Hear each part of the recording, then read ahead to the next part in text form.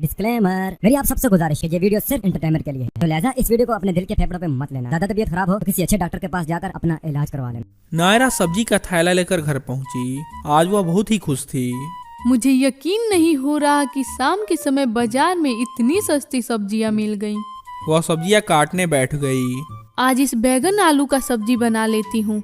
अरे इसमें तो कीड़े हैं। एक काम करती हूँ, इस कीड़े वाले हिस्से में से थोड़ा थोड़ा काट कर निकाल लेती हूँ। मुझे पता है बचत करना कितना मुश्किल होता है। मेम साहब, साबुन खत्म हो गया है, नया साबुन दे देती। अभी पिछले हफ्ते ही तो नए साबुन की चक्की खोल कर दी थी, तूने फिर खत्म कर दिया। साबुन जरूर पानी में गलने के लिए छोड़ देती होगी। अब मैं साबुन की टुकड़ी कर कर तुझे दूंगी, ताकि तुझे भी पता चले कितने दिन चलाने हैं। और तुमने जो नुकसान किया है उसके लिए मैं क्या ही कर सकती हूँ। तुम्हारे पगार में से 10 रुपए काट लूंगी। नायरा वहाँ से अपने कमरे में चली जाती है। बहुत से कंजूस देखे, लेकिन इन मेम साहब जैसी कंजूस नहीं देखी। नायरा का पति कार्तिक भी उसके कंजूसी से परेशान था। एक दिन तो नायरा ने हद ही कर दी। कार्तिक ऑफिस जाने के लिए तैयार हो गया था। वह किचन में जाता है। नायरा, तुमने अभी तक सब्जी नहीं बनाई और ये क्या कर रही हो? तुम कल के बासी समोसे से आलू क्यों निकाल रही हो? समोसे तो कल के बासी हैं, लेकिन मैंने सोचा इनमें से इन आलू वाली सब्जी को निकाल कर आलू पराठा बना लेती हूँ। इससे आलू भी सज जाएंगे और एक टाइम की सब्जी की बचत भी हो जाएगी। कल तुमने बचे चावल से मटर निकाल कर उसकी सब्जी बना दी, और कभी पकौड़े से पनीर निकाल कर उसकी भी सब्जी बना देना।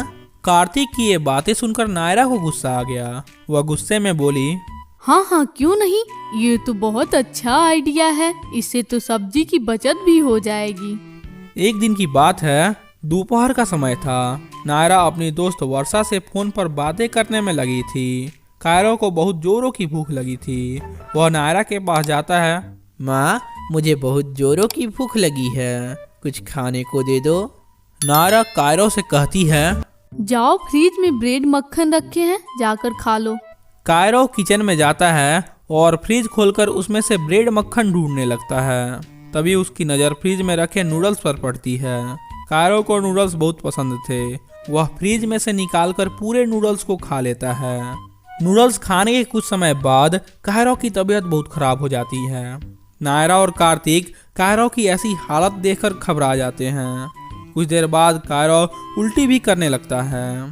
कार्तिक कायरो को लेकर अस्पताल जाता है। डॉक्टर चेकअप करने के बाद कार्तिक से बताता है, कायरो को टाइफाइड हुआ है, हमने उसे दवाइयाँ दे दी है, कुछ दिन लगेंगे, वह बिल्कुल ठीक हो जाएगा। टाइफाइड बासी खाने में हुए बैक्टीरिया की वजह से होता है। अब से आप कोशिश कीजिएगा कायरो के भोजन में फ्रेश चीज़ें हो। कार्तिक घर आकर नायरा से पूछता है, नायरा, कहीं तुमने कायरो को कुछ बासी खाना नहीं खिलाया है ना? तभी कायरो कहता है, मैंने पेट दर्द होने से पहले फ्रिज से नूडल्स लेकर खाया था। वो बासी नूडल तुमने क्यों खाया? वो तो 3 दिन पहले का है, उसे तो मैंने काम वाली। चुप क्यों हो गई? नायरा, आगे भी कुछ बोलो। तुमने बासी नूडल्स फ्रिज में क्यों रखे हैं? वह तो किसी के लिए भी नुकसानदायक है। तुम्हारे कंजूसी की वजह से ही आज कायरो की यह हालत है। नायरा कार्तिक से माफी मांगती है। मुझे माफ कर दो कार्तिक, अब मैं आगे से ऐसा कुछ नहीं करूंगी। मेरा बेटा ठीक हो जाएगा ना? हाँ, उसे कुछ ज्यादा प्रॉब्लम नहीं है, वह जल्दी ही ठीक हो जाएगा। अगले दिन सुबह सबको एक अलग ही नायरा नजर आती है। वह बिल्कुल भी कंजूसी नहीं कर रही थी। यह देखकर कार्तिक बहुत ही खुश होता है। काम वाली जब काम पर आती है तो नायरा मेम साहब का यह बदलाव देखकर बहुत ही खुश होती है। तो आपको कैसी लगी यह कहानी? अगर कहानी पसंद आया हो तो वीडियो को जरूर लाइक कीजिए और ऐसे ही मज़ेदार कहानियाँ देखने के लिए चैनल को सब्सक्राइब कीजिए।